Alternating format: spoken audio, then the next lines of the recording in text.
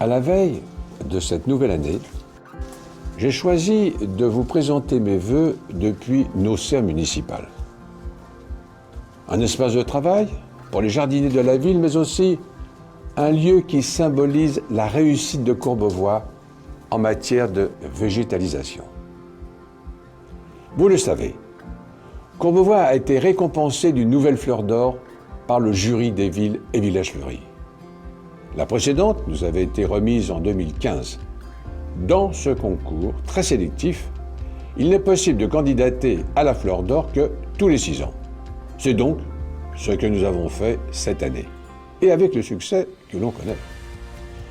Courbevoie s'est distingué par son exemplarité sur de nombreux critères: la présence du végétal tout au long de l'année, la diversité botanique et la qualité de l'entretien, les actions en faveur de la biodiversité, la mise en valeur du patrimoine, les animations pédagogiques ou la concertation avec la population.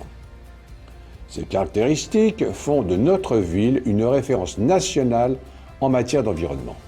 Et nous continuerons ce travail, avec notamment l'implantation d'une forêt urbaine au Faubourg de l'Arche, un projet emblématique de la démocratie locale à Courbevoie.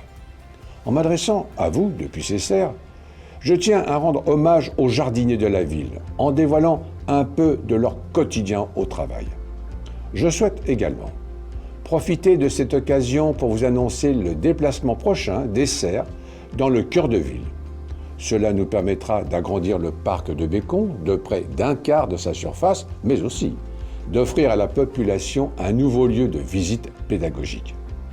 Je tiens beaucoup à renforcer cette dimension éducative, car le respect de l'environnement passe aussi par la découverte et l'apprentissage.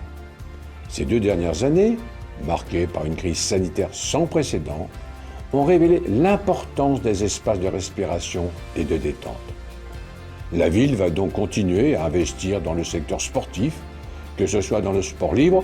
Vous avez peut-être déjà utilisé les agrès implantés cet automne sur les quais de Seine ou au Faubourg de l'Arche, l'implantation des city-foot ou la réfection d'équipements comme le gymnase d'Allier ou celui des Renardières.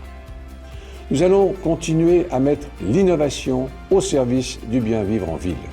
Le bruit sera une question majeure de santé publique dans les grandes métropoles.